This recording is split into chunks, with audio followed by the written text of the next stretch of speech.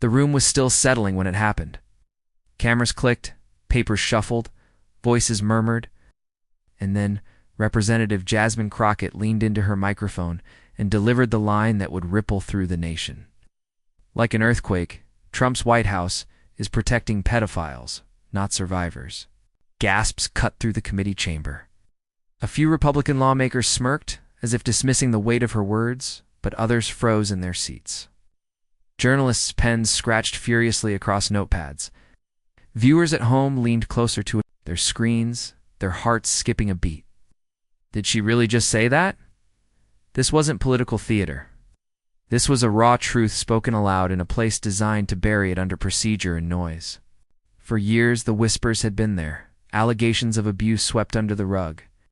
Survivors sidelined, predators emboldened by power, but never before had anyone been willing to pierce the veil so directly, so unapologetically. In the halls of Congress, Crockett's voice didn't rise with anger. That was what made it so devastating.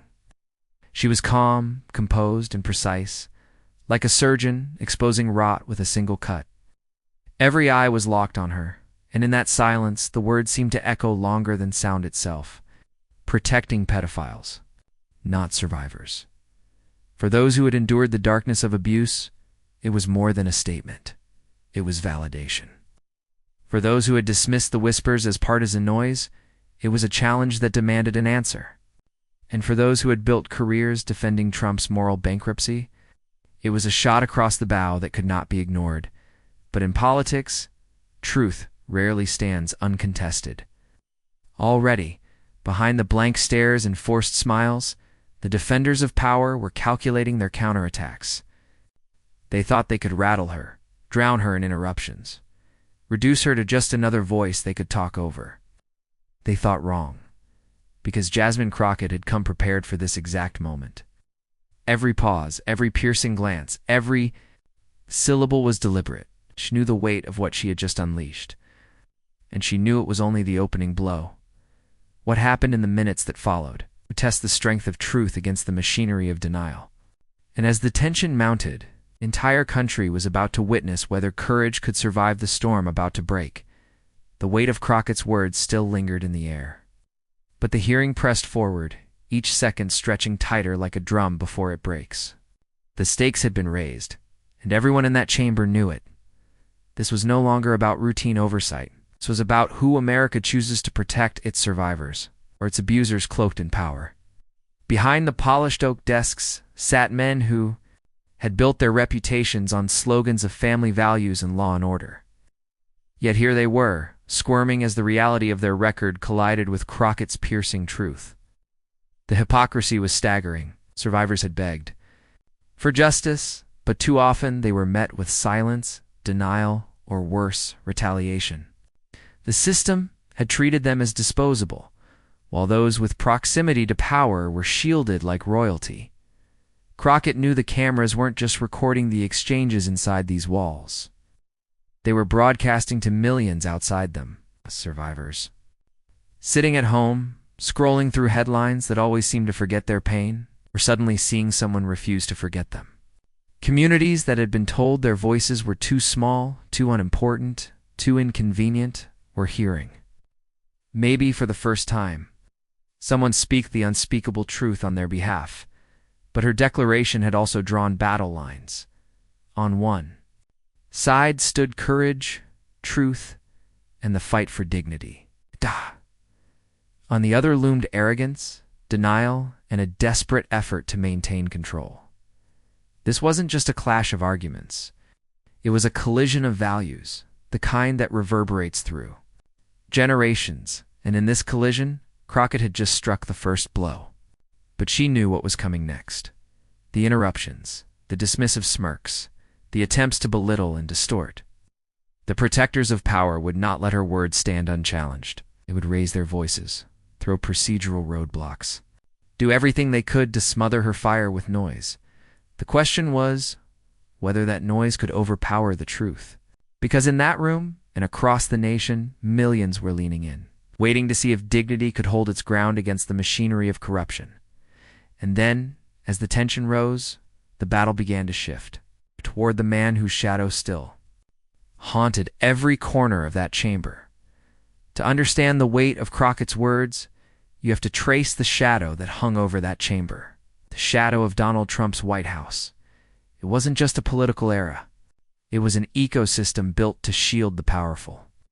Even when the powerless cried out in pain, Trump's brand was always spectacle. The strongman who claimed to defend American values while trampling the very people he promised to protect. His allies shouted about law, order, and morality, but behind the curtain, their record told another story. When women, children, and survivors stepped forward with accounts of abuse, the system around Trump responded with silence, or worse, scorn. The contradictions were impossible to ignore. This was the man who campaigned as the defender of families, even as credible allegations of misconduct swirled around him and those in his orbit. This was the administration that claimed to fight for forgotten Americans, while actively forgetting survivors whose pleas for justice went unheard. Reports of mishandled cases, ignored red flags, and political appointees brushing aside accountability piled up like evidence in a courtroom no one wanted to convene. And yet, for years, he and his defenders smirked through it all, convinced that sheer arrogance could outlast scrutiny. They wrapped themselves in flags, Bible verses, and talking points, hoping no one would dare to call out the rot beneath the veneer. Their playbook was predictable: deny, deflect, demonize the accuser, and protect the powerful. Over and over again, that cycle repeated. The irony was bitter. Here was a president who called opponents predators and criminals, while his own circle faced scandals that would have destroyed any other administration. Advisors accused of misconduct were rewarded with promotions. Friends of the White House found doors opening instead of closing. The signal was clear. Loyalty to power was valued more than loyalty to truth. Crockett understood that history, knew this wasn't just about policy disagreements or partisan theatrics. This was about a culture of impunity, pattern of shielding abusers and silencing survivors that reached the highest office in the land. It wasn't speculation. It was documented, whispered, and feared. And the people who had benefited from that culture were sitting just feet away from her, daring her to speak it aloud. They underestimated her resolve. They thought no one would have the courage to connect the dots so directly, to pierce through the noise with a single accusation too clear to ignore. But Crockett wasn't playing by their script. She was rewriting it. The villainy here wasn't cartoonish, it was calculated. The Trump White House built a fortress of loyalty around itself. It's teaching its allies to mock survivors as opportunists, to dismiss accountability as witch hunts. They perfected the art of turning victims into villains and villains into martyrs. And for years, it worked. They laughed off scandal after scandal, smug in the belief that shame could never touch them. But that arrogance had a cost. Each smirk, each dismissal, each act of silence built pressure like a fault line under strain. Survivors felt it, advocates felt it. And now, in that committee chamber, the weight of all those contradictions was pressing against the walls. Crockett had lit the fuse. The White House that once boasted of protecting the innocent was being exposed for protecting predators. The question was whether the fortress would hold, or whether under the glare of truth, it would finally begin to crumble. And just when it seemed the air couldn't grow heavier, Crockett revealed the other half of the story, the journey of the woman bold enough to stand against that fortress before that day in Congress. Jasmine Crockett was already a fighter forged by struggle. She wasn't born into the halls of power. She clawed her way toward them, carrying the weight of communities too often silenced. Her story wasn't polished privilege. It was resilience in its rawest form. Growing up, Crockett saw firsthand how systems claim to protect people yet fail them when it matters most. She understood the sting of injustice, not as an abstract principle, but as a lived reality. That experience didn't harden her into cynicism. It sharpened her into resolve. By the time she entered law school, she wasn't chasing prestige. She was chasing justice. As a civil rights attorney, she sat across from people who had been chewed up by the very institutions meant to safeguard them. Survivors who weren't believed, workers who were silenced, families who had been told to wait their turn for dignity. Crockett didn't just represent them. She carried their stories like fuel. Every case, every courtroom, every long night reinforced her conviction. The fight wasn't optional. It was necessary. Her leap into public service was never about ambition. It was about amplification. She understood what it meant to step into rooms where voices like hers had been missing for generations. As a black woman in politics, she faced the sneers, the dismissals, the constant attempts to box her in. But instead of breaking, she used those moments as kindling for her fire. Each insult only made her stronger. Each attempt to silence her only sharpened her clarity. That's what made her different. While others entered politics to perform, Crockett entered to confront. She didn't come to play the part of respectable opposition. She came to tell the truth, loudly, unapologetically, and without fear of who might be made uncomfortable. Because for her, discomfort was the first step toward change. On that day, as she sat in the committee room, Crockett wasn't just speaking for herself. She was speaking for every survivor who had been told their pain was too inconvenient. Every woman who had been interrupted mid-sentence. Every family that had been left behind while the powerful looked out for one another. Her story was their story. And their story was her armor. This was why she remained calm when the smirks appeared across the aisle. This was why she didn't flinch as the tension rose. Crockett wasn't improvising. She was living the role she had been preparing for her entire life. Every courtroom battle, every slammed door, every uphill fight had led her here. To the moment where she would hold the powerful accountable on the record, with the whole nation watching, her enemies saw just another Democrat they could talk over. What they didn't see was the fighter who had been underestimated her entire life, and who had turned that underestimation into her greatest weapon. And soon, as the confrontation heated up, that weapon was about to be unleashed. The chamber buzzed with unease after Crockett's opening strike. Republican members shuffled in their seats, their smiles tightening into smirks. They weren't going to let her words hang unchallenged. This was their turf, where bluster and interruption had long been their favored weapons. And now they drew them like swords. The first jab came swiftly.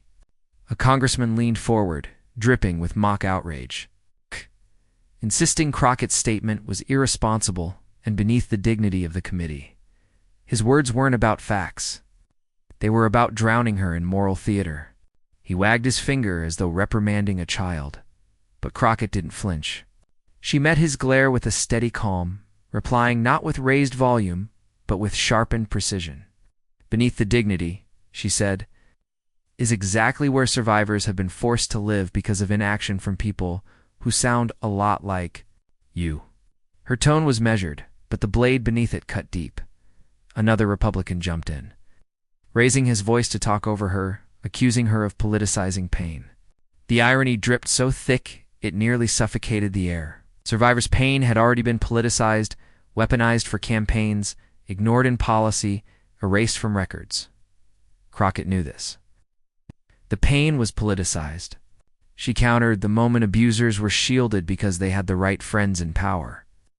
The interruptions multiplied, a chorus of noise designed to strip her words of oxygen. One after another, GOP members threw accusations rolled. Their eyes chuckled under their breath. It was a coordinated performance. Overwhelm her, box her in, make her seem unruly. But Crockett refused to give them the satisfaction. She sat straighter, waited for the noise to subside, and then delivered her rebuttals with surgical precision. Each sentence was short, tight, and impossible to spin. And every time she spoke, the room grew quieter, as though even her detractors were forced to listen despite themselves. Yet, beneath the surface, the tension was mounting. You could see it in the reddening faces of her opponents, in the way their hands gripped the edges of the desk, in the growing sharpness of their interruptions. They were rattled. Crockett's composure was not only holding, it was winning. Still, the escalation carried risk. The louder the opposition grew, the more explosive the moment became. Crockett had to decide, meet their volume with volume, or dismantle them with something far stronger. She chose the latter. Every interruption was met not with panic, but with patience. She let them finish their rants, let their bluster hang in the air, and then dismantled it piece by piece. It was the classic courtroom rhythm she had mastered long before she ever stepped foot in Congress. Let the other side overextend. Let them expose their contradictions. And then strike with facts so sharp they leave no room for escape. By now, the audience watching at home wasn't just intrigued, they were invested. Social media users clipped the exchanges live, sending snippets racing across timelines. "She's not backing down," one viewer typed. "She's making them sweat," another wrote. "This is how you handle bullies in real time, in their own arena." Crockett knew exactly what she was doing. Every controlled pause, every deliberate word was meant to draw the contrast. Arrogance versus dignity, noise versus truth. The more chaotic her opponents became, the calmer she appeared. The more obvious the difference became to anyone watching.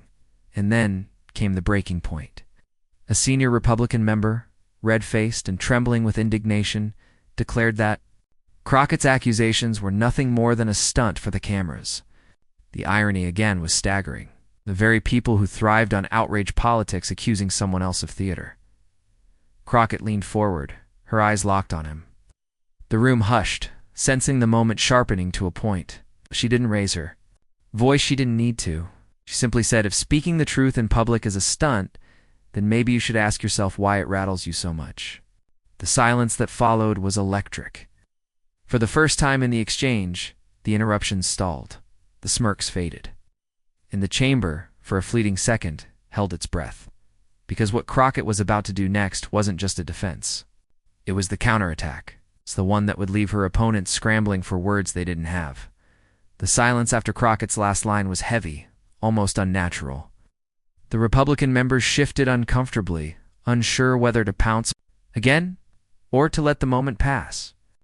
But Crockett had no intention of letting it pass. This was the opening she'd been waiting for. The moment to deliver not just words, but evidence, the kind that cut through bluster like steel through paper. She drew in a breath, her voice calm yet sharp enough to pierce the chamber. "Let me remind this committee," she began, "what it means when I say Trump's White House protected pedophiles instead of survivors." The phrase returned like a hammer to the anvil, harder the second time, echoing in the ears of everyone. "Present." And then she laid it out. Not with rage, but with the cold precision of an attorney building a case brick by brick. She cited the documented reports of officials mishandling allegations of abuse. The whistleblowers whose warnings were ignored, the political appointees who looked the other way. She named names, recited dates, referenced reports buried in bureaucratic silence. Each citation was like a spotlight cutting through the fog of denial. Republicans shifted, their eyes darting downward. Some fumbled with their papers as if shuffling could erase the truth unfolding before them. Others tried to interject, only to be silenced by Crockett's insistence that the record speak for itself. She described survivors who had come forward, only to be treated as inconveniences by those tasked with protecting them. She told of investigations derailed, of offices under Trump's command that bent over backwards to shield abusers with connections. And then she drew the contrast so sharp it left no room for escape. "You cannot claim to defend American families," she said steadily, while silencing the very people crying out for protection. "You cannot wave the banner of law and order while turning your back on crimes against children. And you cannot claim to fight for the forgotten when you're white." House's actions proved again and again that survivors were the ones you chose to forget. The words hung like a gavel strike. Across social media, viewers clipped the moment instantly, captions blazing. "Crockett exposes Trump's cover-ups." The clip began its viral climb even as the hearing was still underway. Her opponents tried to recover. One stammered about partisan attacks. Another muttered about irrelevant points. But their voices lacked conviction, as though even they realized the futility of their defense. Crockett's calm precision had stripped away their usual armor of outrage. The contrast was glaring. One side loud and flailing, the other poised and unshakable. Then came her crescendo. She paused, allowing silence to swell every eye on her. "This isn't just about politics," she declared. "This is about power, about who gets protected in this country and who gets left behind." Survivors have been left behind. Trump White House made sure it stayed that way. Gasps rippled again. Her voice didn't crack, but the weight of emotion was undeniable. You could feel it in the tremor that ran through the room, in the way even the most hardened partisans seemed momentarily still. For a split second, the chamber wasn't a battlefield of talking points. It was a courtroom of conscience, and Crockett had just handed down the verdict, and yet she wasn't finished. She leaned back, letting the silence linger before delivering. The blow that would echo beyond the chamber. "You want to call this a stunt?" she said, her eyes scanning her opponents. "Fine, but stunts end when the cameras stop rolling. Truth doesn't. Survivors don't stop living with what was done to them. And history will not stop asking why those in power chose to protect predators instead of protecting people." The committee room fell into a hush so deep it was almost reverent. The arrogance that had filled the space minutes earlier evaporated. No one rushed to interrupt now. No one dared. Crockett had seized the floor, and with it, moral high ground. In living rooms across the country, viewers watching live sat forward in their chairs, stunned. Any survivors who had long carried their stories in silence felt a surge of recognition, as though someone had finally spoken what they were never allowed to say. On social media, hashtags exploded. Hashtag Crockett mic drop. Hashtag protect survivors. Hashtag truth to power. Memes spread, clips circulated, commentary poured in. Celebrities reposted the exchange. Journalists called it a defining congressional moment. An ordinary American shared it with captions like, "Finally." Someone said it. Her opponents tried to regroup, but their usual weapons, derision, deflection, denial, had been neutralized. The composure they mocked now loomed as their greatest threat. Because while they raised their voices, Crockett had raised the stakes, and with one final piercing line, she sealed the moment into history. Justice delayed is justice denied. But make no mistake, justice is coming. The chamber froze. Cameras zoomed. Outside those walls, a movement stirred, one that would not forget what had just been said. But the ripple didn't stop there. What happened next would show just how far Crockett's words traveled, and how quickly they began to shake the nation beyond the committee room. The chamber was still. But outside those walls, the explosion had already begun. Within minutes of Jasmine Crockett's mic drop, the clip of her takedown was everywhere. Twitter lit up like a fireworks display. Hashtags surged to the top of trending lists. Hashtag protect survivors. Hashtag Crockett mic drop. Hashtag truth over Trump. The words she had spoken, measured, sharp, impossible to ignore, were being replayed in endless loops, each share amplifying the shockwaves. Journalists scrambled to update their headlines. Cable news anchors broke into programming with urgent tones. Breaking now. Representative Jasmine Crockett just delivered a stunning rebuke. Commentators leaned forward in their chairs, replaying the line that cut deepest. Trump's White House is protecting pedophiles, not survivors. Some shook their heads in disbelief. Others smiled knowingly, as though recognizing the moment for what it was, a crack in the fortress of denial. And then came the flood of voices from outside politics. Survivors of abuse, many of whom had lived in silence for years, began sharing. The clip with captions like, "Finally someone sees us, and she spoke what I never could." One survivor wrote, "For the first time, I don't feel erased." Their words gave Crockett's statement even greater weight. It wasn't just a political blow. It was validation for thousands who had been told to sit down, shut up, or move on. Celebrities amplified the moment. Musicians, actors, and influencers reposted the video with messages of solidarity. One actor tweeted, "This is what courage looks like." A well-known athlete wrote, "Leaders protect people, not predators." Crockett just showed what leadership is. Amplification turned her words into a cultural event, spilling far beyond the boundaries of C-SPAN into living rooms, timelines, and conversations at kitchen tables. But the reaction wasn't limited to praise. Republican allies scrambled to contain the fallout. Press secretaries issued statements accusing Crockett of dangerous lies. Conservative pundits rushed to cable news to reframe the narrative, calling her comments slanderous and political theater. Yet the more they attacked, the more her clips spread. Their outrage became fuel. their dismissals proof of the very arrogance she had exposed. Meanwhile, progressive activists seized the moment, organizing digital rallies, hosting Twitter spaces, and flooding congressional offices with calls of support. "We Stand with Crockett" became both a chant and a banner. Grassroots groups used the viral momentum to push for renewed accountability measures, reminding the country that this wasn't just about one fiery moment. It was about systemic failure and the urgent need for change. The shockwaves reached across the aisle, too. A handful of moderates, uncomfortable with the optics, offered carefully worded statements about taking survivors seriously. It was political self-preservation, but it underscored the impact. Crockett had shifted the conversation in real time. Silence was no longer an option, and then came the late-night monologues. Comedians replayed the clip, pausing for comedic effect as the chamber froze in stunned silence. The punchlines weren't at Crockett's expense. They were aimed squarely at the smirking Republicans left speechless in her wake.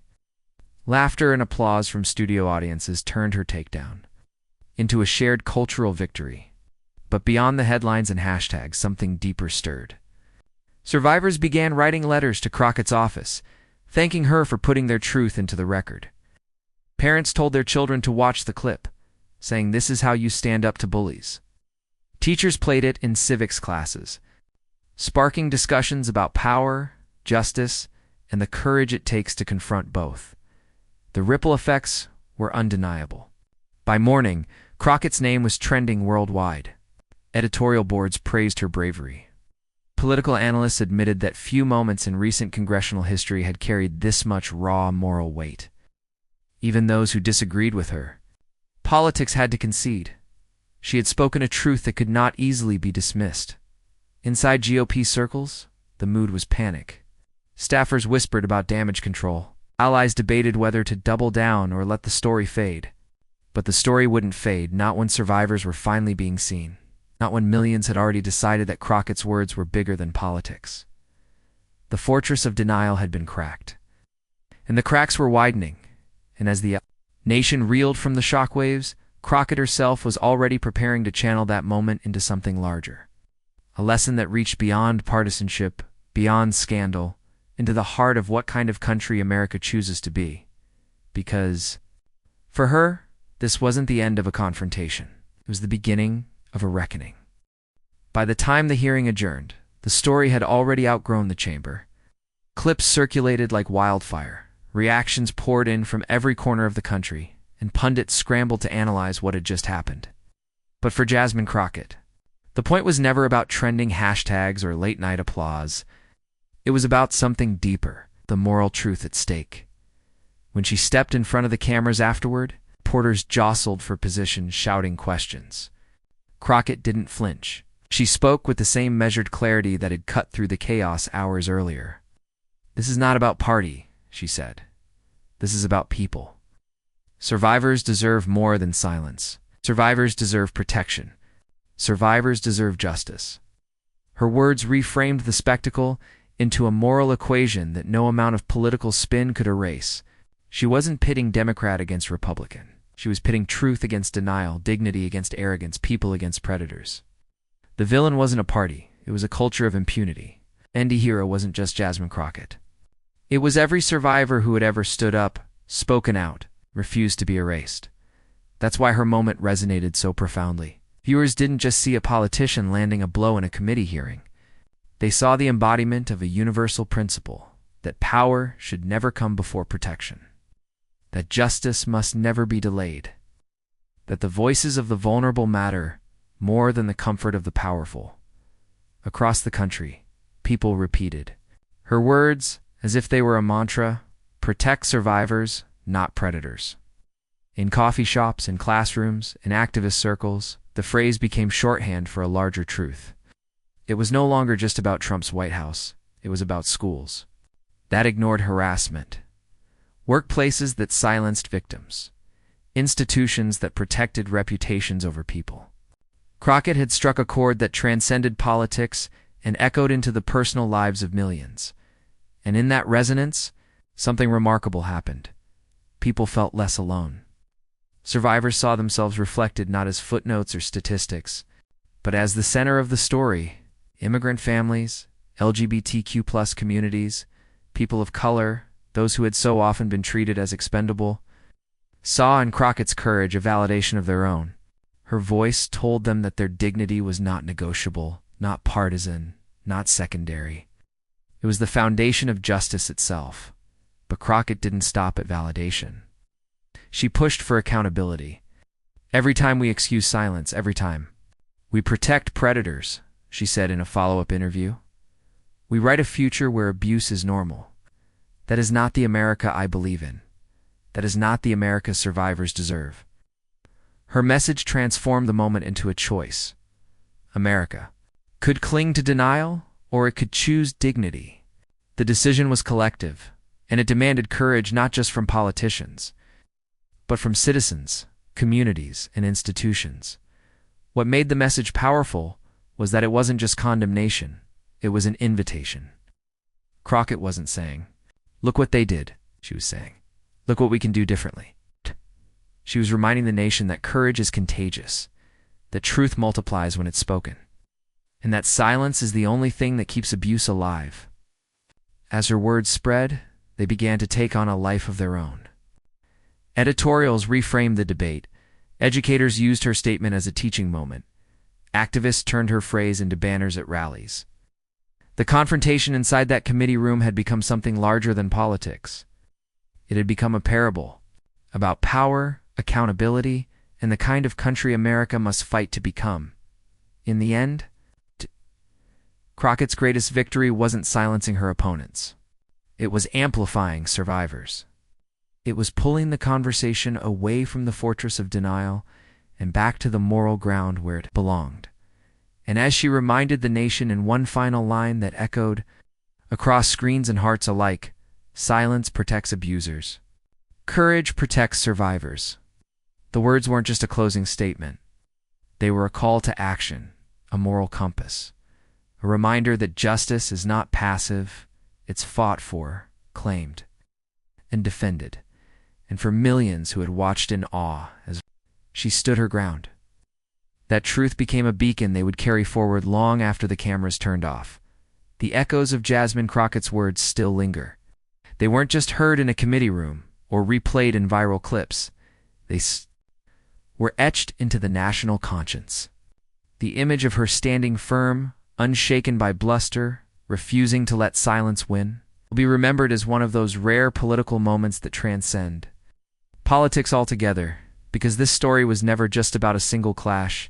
It was about something larger, who we are as a nation and who we choose to protect. Crockett made it clear, America's moral test isn't measured in speeches or slogans. It's measured in whether we stand with survivors or shield predators. And in that test, there's no neutral ground. But here's the truth. Her courage cannot stand alone. The shock waves of her words need to ripple through us, through every person watching, through every family tired of being ignored, through every community that knows the pain of being silenced. That's where you come in. If you felt pride watching Crockett stand, if you felt outrage at the arrogance she exposed, if you believe survivors deserve dignity, then don't just scroll past. Add your voice. Share this story. Subscribe to keep this fight alive. Comment with your truth so others know they are not alone. Because movements are not built by one hero on a stage. They are built when millions of us decide that enough is enough. When we say with one voice, predators will not be protected, survivors will not be silenced, and justice will not be delayed. This is your moment to stand on the side of courage. Join us. Carry this message forward. Together, let's make sure Jasmine Crockett's words become not just a moment in history, but a turning point for the future.